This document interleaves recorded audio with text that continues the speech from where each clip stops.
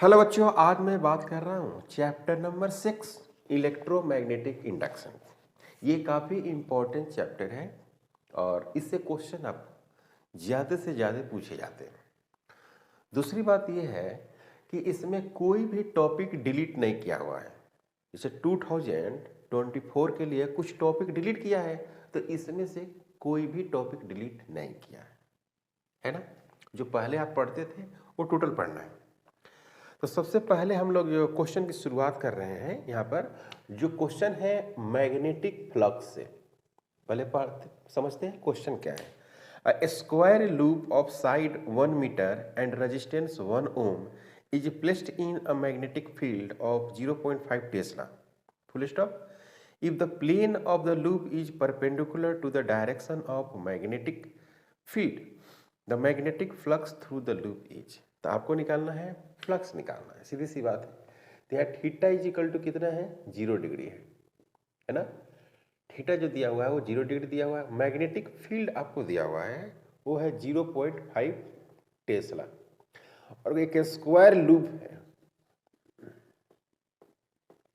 Square loop है, उसका side दिया हुआ है वो है 1 मीटर। तो आपको एरिया कितना होगा, area is equal to 1 into 1 इतना है, यानी 1 मीटर का स्क्वायर, 1 मीटर स्क्वायर हो गया। तो आप मैग्नेटिक फ्लक्स के बारे में आप जानते हैं। क्या आप लिखते हैं मैग्नेटिक फ्लक्स में, phi B is equal to B vector ah dot A लिखते हैं, है ना बच्चों। इसको ब्रेक करेंगे तो क्या मिलेगा, बी ए कॉस थीटा मिलेगा। तो phi B is equal to B into A into हो गया 1। तो बी का वैल्यूज कितनी है 0.5 और 1 का क्या करना होगा स्क्वायर, इसे क्या ना किया है तो आएगा क्या 0.5, इसका हो गया टेस्ला मीटर का स्क्वायर। अक्सर इसको हम लोग वेबर लिखते हैं। वेबर एक साइंटिस्ट का नाम है जिन्होंने इसके बारे में कंसेप्ट दिया था, तो इसके नाम से लिख देते हैं। ओके, कोई डाउट नहीं। Question number 2, a circular disc of radius 0.2 metre is placed in a uniform magnetic field of induction. Magnetic field दिया हुआ है in such a way that its axis makes an angle 60 degree with B, the magnetic flux linked with। तो कह रहा है कि आपको बताना है मैग्नेटिक फ्लक्स का वैल्यू क्या है।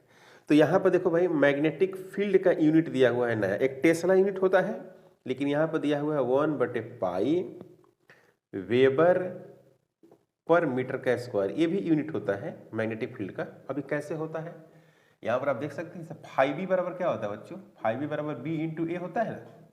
तो इसका हो गया वेबर मैग्नेटिक फ्लक्स का, इसका हो गया मीटर का स्क्वायर। तो ये किसका मैग्नेटिक फील्ड का, बी का। समझ गए, कोई डाउट नहीं।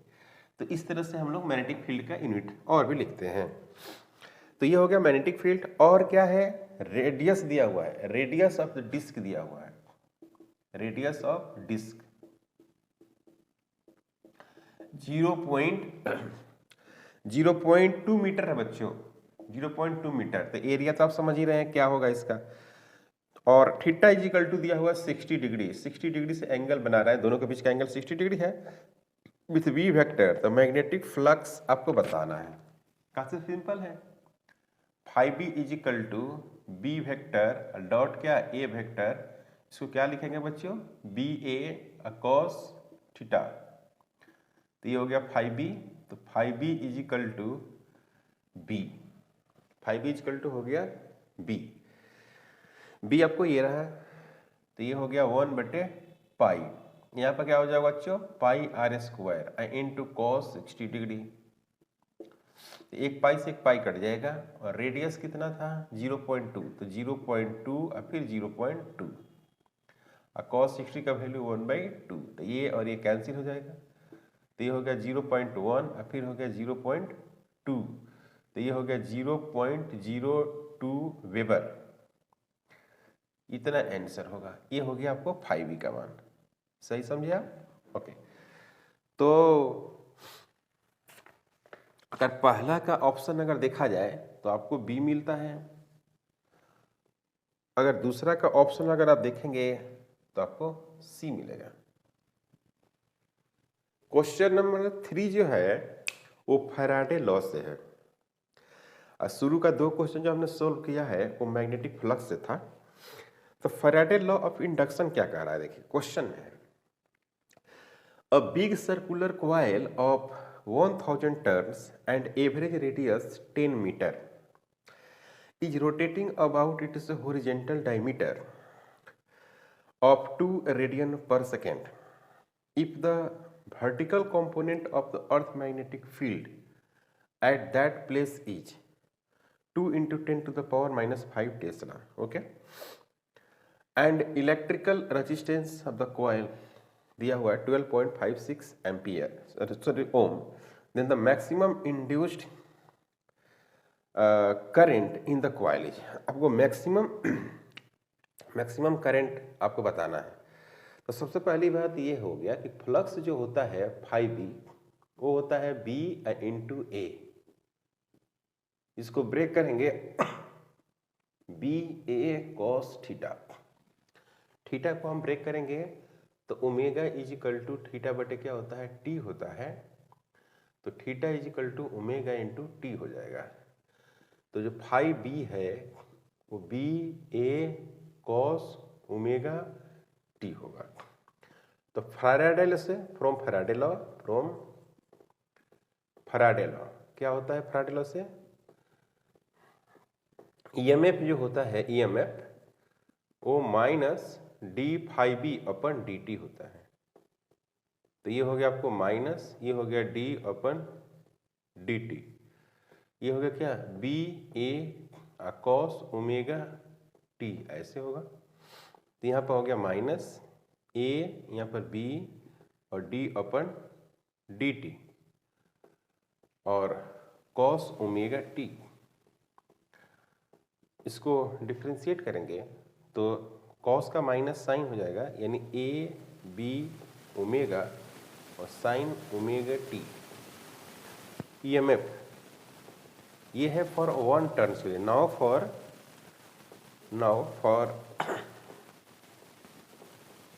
n number of turns EMF equal to N A B omega sine omega T, EMF equal to N A B omega sine omega T for maximum EMF, for maximum EMF, maximum EMF ये वाली जो values होगी वो क्या हो जाएगी 1, इसकी maximum value 1 होती है। EMF is equal to N A B omega, सभी वैल्यूज को पुट करेंगे, यहाँ पर सारे वैल्यू दिया हुआ है क्वेश्चन में। देखिए एन इक्वल टू दिया हुआ है, n इक्वल टू 1000 दिया हुआ है और रेडियस दिया हुआ है 10 मीटर, ओमेगा दिया हुआ है 2 रेडियन पर सेकेंड, बी दिया हुआ है आपको 2 into 10 to the power minus 5 tesla, resistance दिया हुआ है 12.56 ओम। तो पहले तो ईएमएफ निकालेंगे, यानी डायरेक्ट लिख सकते हैं I max is equal to EMF max divided बटे रेजिस्टेंस। तो आई मैक्स ईएमएफ मैक्स हो गया N A B omega divided बटे R, 1000 into pi R square, R resistance sorry radius B, तो सब पुट कर दीजिए आप यहाँ पे पाई और आर, 10 इसका square into B 2 into 10 to the power minus 5 into omega 2 divided by R 12.56। इसको सोल्व करेंगे तो 2 0 यहाँ पर है और 3 0 यहाँ पर है, 5 0 हो गया, ये कैंसिल हो गया। ये आपको यहाँ पर मिलेगा, ये 4 हो गया और 3.14 into 4 divided by 12.56। 4 into 4 6, 4 into 1 5 और 4 इंटू 3 12, नीचे में 12.56। ये कटेगा तो ये कितना मिलेगा, 1 एम्पियर का करंट फ्लो करेगी। यही हो गया answer, I max. This is the maximum current, maximum current क्योंकि मैक्सिमम ईएमएफ है। Okay, question number 4, 800 turns coil of effective area 0.05 meter square is kept perpendicular to magnetic field 5 into 10 to the power minus 5 Tesla. When the plane of the coil is rotated by 90 degree around any its planar axis 0.1 second, the EMF induced in the coil will be। तो EMF कितना होगा ये बताया है। तो N is equal to है आपको 800 और इसकी जो इफेक्टिव एरिया है वो है आपको 0.05 मीटर स्क्वायर एरिया है ये। और मैग्नेटिक फील्ड जो है B वो दिया हुआ है आपको 5 into 10 to the power minus 5 tesla. When the plane of the coil is rotated by 90 degree around any its coplanar axis in 0.2 second, यानी फाई जो इनिशियल है इसका वो B इंटू ए है और कॉस क्या है 0, तो B A होगा इसका। और जो फाइनल है वो हो गया क्या, B A cos 90, 90 हो गया, रोटेट होगा कितना हो गया 90, तो ये हो गया आपको 0, फाई 2 हो गया 0।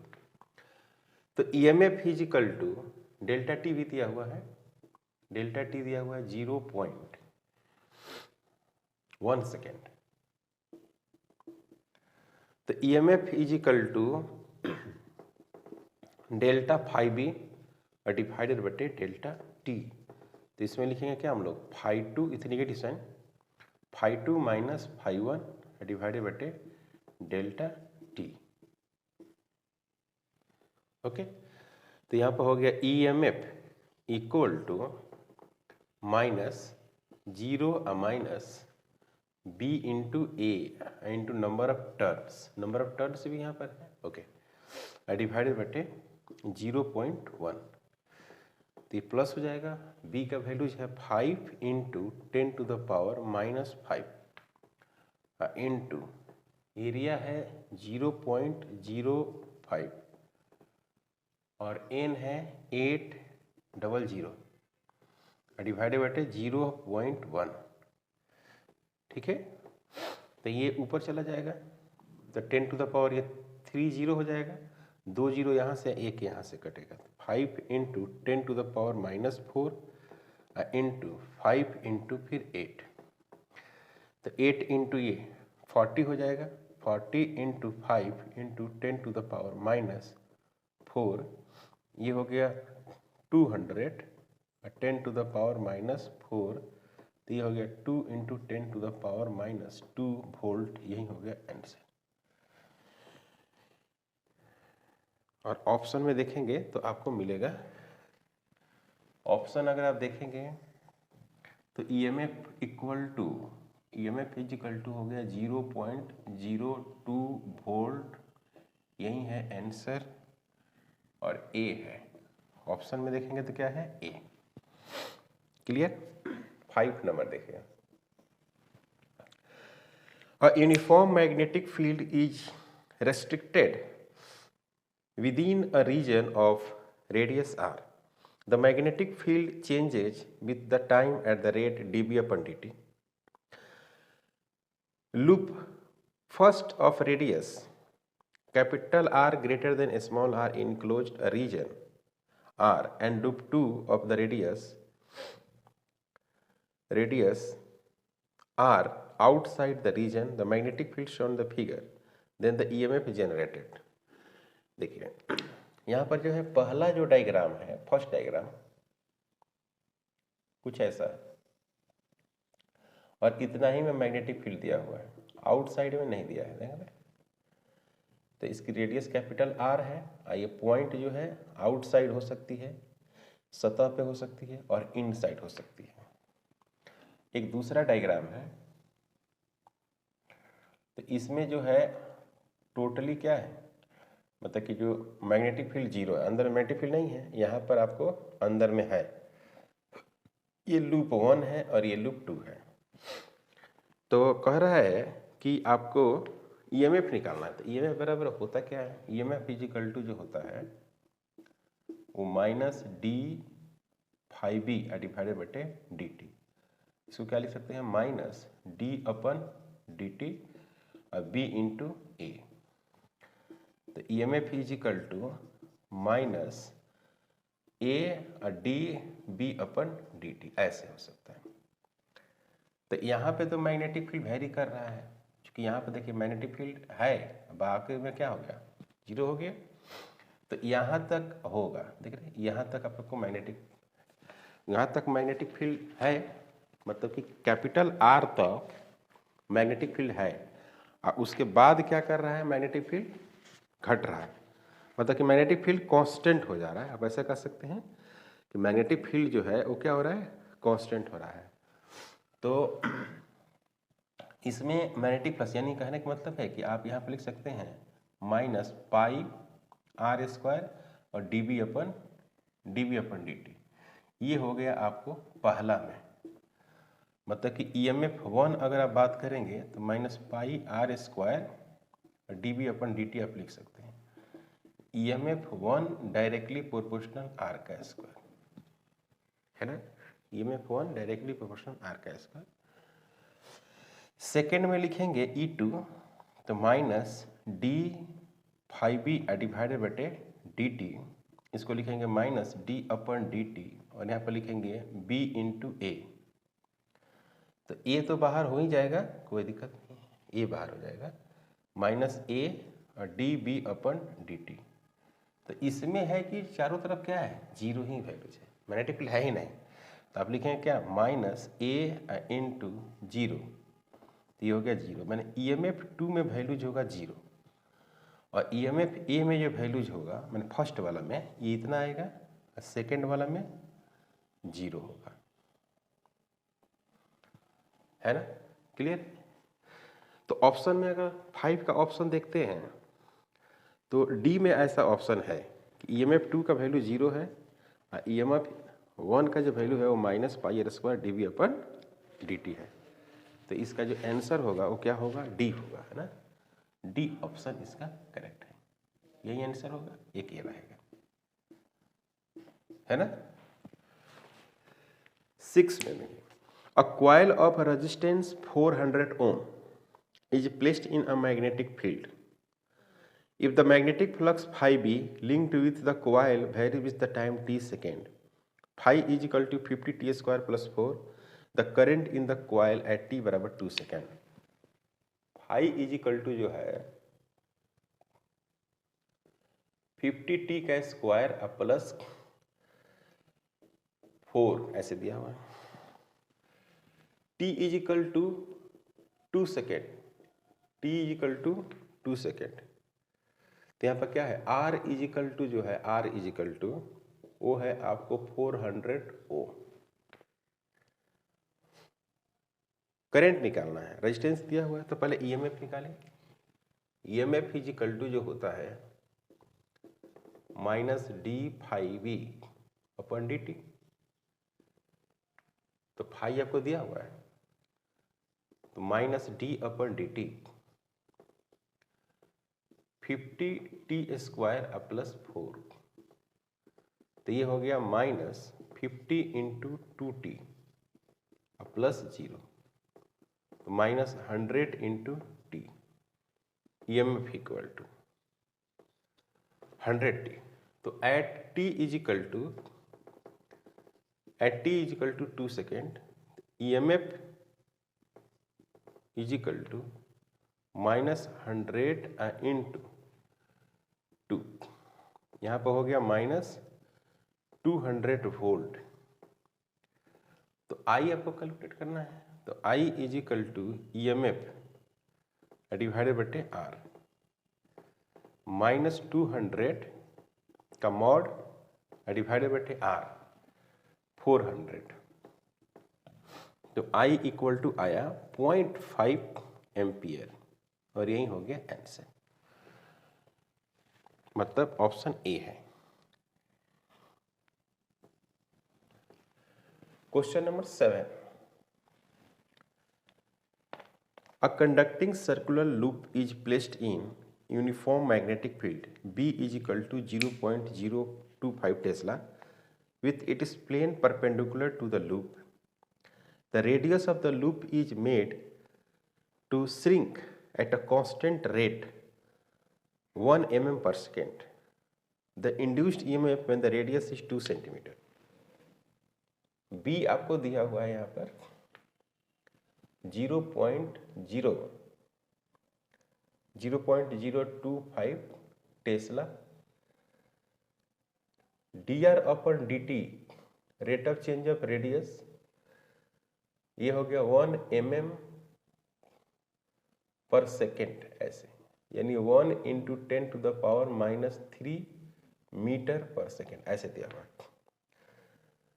और रेडियस दिया हुआ है 2 सेंटीमीटर, 2 इंटू 10⁻² मीटर, इस तरह से दिया हुआ।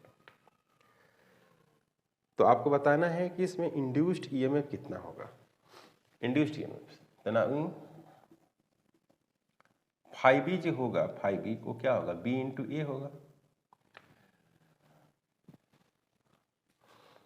सर्कुलर लूप है, सर्कुलर लूप का एरिया कितना होगा, पाई R का स्क्वायर, इस तरह से होगा। तो EMF is equal to -d⁵B upon dt होता है, तो -d/dt और 5B, 5B का मतलब हुआ B पाई R का स्क्वायर। तो EMF इक्वल टू -B पाई और dt R स्क्वायर, तो -2B पाई R dr/dt, तो -2 और B का वैल्यूज 0.025, पाई का वैल्यू 3.14 और रेडियस जो हो गया 2 सेंटीमीटर, 2 गुणे 10⁻², और dr/dt का जो वैल्यूज है वो है 1, मतलब 10⁻³ इस तरह से आप लिख सकते हैं इसको। ओके, अब इसमें क्या है, ये इसको 4 लिखेंगे, -4 इंटू इसको लिखेंगे क्या, 25 इंटू 10⁻³ फिर लिखेंगे 3.14, फिर लिखेंगे 10⁻⁵, तो ये हो गया 100। ओके, ये हो गया 100, 3.14 माइनस 100, तो ये हो गया -10⁻⁶, तो ये हो गया 3.14 माइक्रो वोल्ट, और यही हो गया आंसर। मैग्नीट्यूड ले लिया, लास्ट में मैंने इसको पॉजिटिव कर दिया। तो ऑप्शन में है आपको पाई माइक्रो वोल्ट, इसी को आप पाई माइक्रो वोल्ट भी तो लिख सकते हैं, है कि नहीं। इसी को आप कैसे लिख सकते हैं,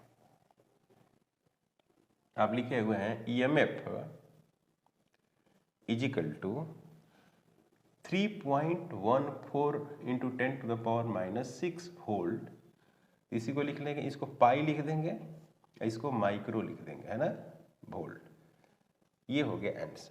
ऑप्शन में देखेंगे तो आपको बी मिलेगा। क्या मिलेगा बच्चों, बी।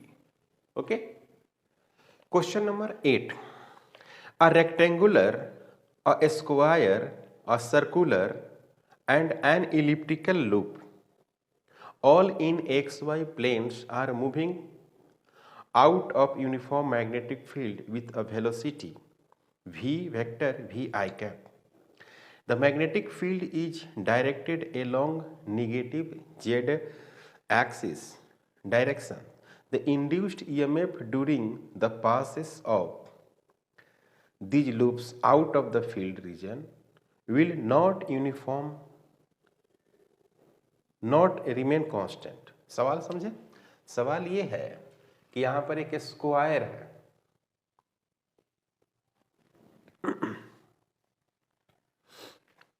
यहां पर एक रेक्टेंगुलर है, यहां पर एक सर्कल है और यहां पर एक इलिप्टिकल है, इस तरह से। अब ये सभी के सभी जो है कहां जा रहे हैं? एक्स एक्सिस में जा रहे हैं। ये भी एक्स एक्सिस में जा रहा है, इधर जा रहा है, इधर जा रहा है, इधर जा रहा है, सब इधर जा रहे हैं, ठीक है। और ये रखे हुए हैं एक्स वाई प्लेन में, मतलब इधर हो गया वाई, इधर हो गया एक्स। एक्स वाई प्लेन में ये रखा हुआ है, इसे लूप है, तो ये भी है, वाई है, इधर एक्स है, इधर वाई, इधर एक्स, इधर वाई है, इधर एक्स है। एक्स वाई प्लेन में रखा हुआ है ना बच्चों। ये स्क्वायर है, यूनिफॉर्म मैग्नेटिक फील्ड दिया हुआ है ना। मैग्नेटिक फील्ड जो बी है वो यूनिफॉर्म है, uniform magnetic field.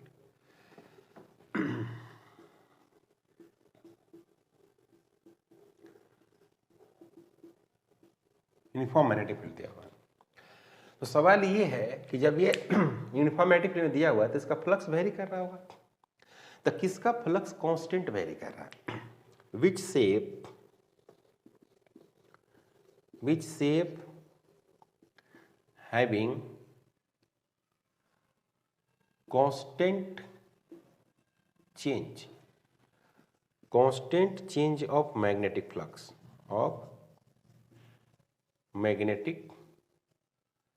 Flux were or constant EMF induced,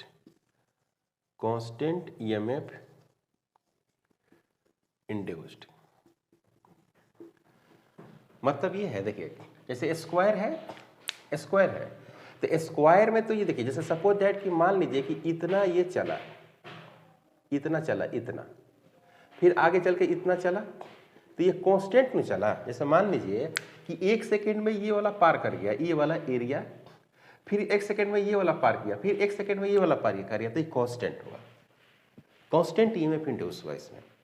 मतलब इक्वल टाइम इंटरवल में इक्वल एरिया पास कर रहा है, तो कांस्टेंट हो गया। ओके, यहाँ पर भी देखो भाई, जैसे मान लो कि इतना 1 सेकेंड में पास किया, तो फर्दर क्या किया, इतना 1 सेकेंड में पास किया ना, फर्दर फिर 1 सेकेंड में इतना पास किया, तो फर्दर 1 सेकेंड में ये भी पार कर गया। तो कांस्टेंट मान लें कि ये वाला एरिया सब सेम है और टाइम इंटरवल में क्या लग रहा है, सेम लग रहा है, तो इक्वल टाइम इंटरवल में इक्वल एरिया कवर कर रहा है। तो फ्लक्स ईएमएफ होता क्या है, ईएमएफ जो होता है, ईएमएफ होता है वो D phi B upon D T होता है। इसको एक लाइन और लिखेंगे तो डी अपन डी टी और बी इंटू ए। अब बी को कांस्टेंट अगर मान लेते हैं तो D A upon D T, तो इक्वल टाइम इंटरवल में इक्वल एरिया कवर कर रहा है। तो ये दोनों के दोनों यूनिफॉर्म है, दोनों के दोनों कांस्टेंट है, या इसी को कह सकते हैं यूनिफॉर्म है। कांस्टेंट कहिए या यूनिफॉर्म कहिए, बात देखिए, ठीक है। इसमें देखो तो भाई, इसको देखो अभी इतना कवर किया, अब इतना कवर कर लिया है ना बच्चों। देखो ये इतना कवर कर, ज्यादा कवर कर रहा है ना। फिर देखो घट रहा है, फिर एरिया घट रहा है कि नहीं, घट रहा है कि नहीं घट रहा है। देखो भाई छोटा सा एरिया आ गया, तो 1 सेकेंड में इतना कवर किया, तो 1 सेकेंड में ज्यादा कवर कर लिया। उसी तरह से इसका भी देखो, इतना कवर कर लिया, फिर क्या हुआ, इतना कवर किया, फिर देखो ज्यादा कवर किया। तो ये दोनों के दोनों जो है वो वेरिएबल हो गए, वेरिएबल या नॉन यूनिफॉर्म, इसको नॉन यूनिफॉर्म बोलते हैं। This is the variable, variable और नॉन यूनिफॉर्म इसका नाम है कि नहीं, वेरिएबल और नॉन यूनिफॉर्म इसको हम लोग बोलते हैं। कोई डाउट यहाँ तक, कोई प्रॉब्लम? वेरिएबल और नॉन यूनिफॉर्म। तो ऑप्शन में क्या था कि आपको चेक करना था कि किसका कांस्टेंट है, कौन कांस्टेंट है और कौन वेरिएबल है। तो ऑप्शन में देखो भाई, ऑप्शन ए में है द सर्कुलर एंड इलिप्टिकल जो है वो कांस्टेंट है, नॉट रिमेन्स कांस्टेंट। सवाल में है कि कौन कांस्टेंट नहीं है, the circular and elliptical. The option A ही हो गया, है कि नहीं? बोलो भाई, तो आंसर में क्या होगा? और आंसर में ए हो जाएगा। मतलब कि जो सर्कुलर जो है, इलिप्टिकल है, वो दोनों कांस्टेंट नहीं है। कोई इसमें कठिनाई नहीं है भाई। देखो question number 9, question number 9 same इसी टाइप का क्वेश्चन अभी सोल्व किया था। A conducting circular loop is placed in uniform magnetic field B is equal to 0.0 Tesla, B equal to 0.04 Tesla with it is plane perpendicular to the magnetic field. The radius of the loop starts shrinking, मतलब कि radius जो दिया हुआ है वो किस rate से shrink कर रहा है, dr upon dt is equal to 2 mm per second, है ना बच्चों? तो यहाँ पर लिखेंगे क्या, 2 × 10⁻³ मीटर पर सेकेंड, इस तरह से dr upon dt। को डाउट नहीं। तो induced EMF in the loop radius is equal to कितना, 2 सेंटीमीटर पर आपको बताना है कि कितना ईएमएफ इंड्यूस हुआ। तो ये हो गया आपको -2 मीटर। एक कोई एरिया है जो श्रिंक कर रहा है, तो 5b इक्वल टू क्या लिखते हैं बच्चों, -d5b अपन dt। फिर इसको लिखते हैं -d upon dt b into a। तो 5b इक्वल टू -b को बाहर करेंगे और da अपन dt लिखेंगे। फिर इसको क्या लिखेंगे, -b और यहाँ पर लिखेंगे d अपन dt। फिर यहाँ लिखेंगे पाई r का स्क्वायर। तो यहाँ पर क्या होगा बच्चों, 5b equal to -b into pi और d अपन dt और फिर क्या लिखेंगे r का स्क्वायर। तो -b into pi into 2r और dr अपन dt। b का वैल्यू आपको दिया हुआ है -0.04, पाई का वैल्यू आपको पता है 3.14। अब देखो पाई में दिया है आंसर, सब पाई में दिया है, तो पाई को रहने दीजिए, यहाँ पर कोई दिक्कत नहीं, पाई रहने दीजिए। 2 हो गया, r का वैल्यू देखो, r का वैल्यू 2 है, तो 2 × 10⁻²। और dr अपन dt का वैल्यू भी 2 है, तो 2 × 10⁻3। तो ये हो गया 4 × 8, तो माइनस हो गया 0.04 इंटू पाई इंटू 8 इंटू 10⁻⁵। ठीक है, तो ये हो गया 8 × 4 -0.32 पाई 10⁻⁵। इसको आप ऐसे लिख सकते हैं 3.2 पाई माइक्रो वोल्ट आंसर। मैग्नीट्यूड ले लिया, माइनस साइन को हटाकर, माइनस साइन तो डायरेक्शन को बताता है ना। फैराडे लॉ में आप पढ़े होंगे कि निगेटिव जो साइन है वो इंडिकेट करता है डायरेक्शन को। तो यहाँ पर हो गया 5b equal to, sir 5b equal to this, approximate दिया हुआ है, आंसर क्या होगा D.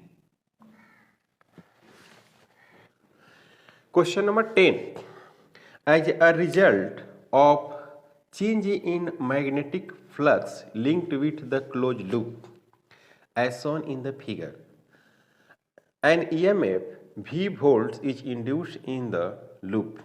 The work done in joule taking a charge q coulomb once along the loop is।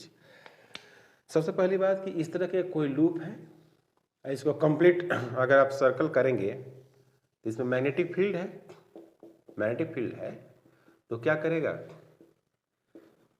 Area change होगा। तो एरिया चेंज होने की वजह से यहाँ पर क्या हो सकता है, इंड्यूस कर जाता है ईएमएफ। और कितना वोल्ट, E। तो इस पर चार्ज भी इंड्यूस करेगा, क्यू चार्ज इंड्यूस करेगा,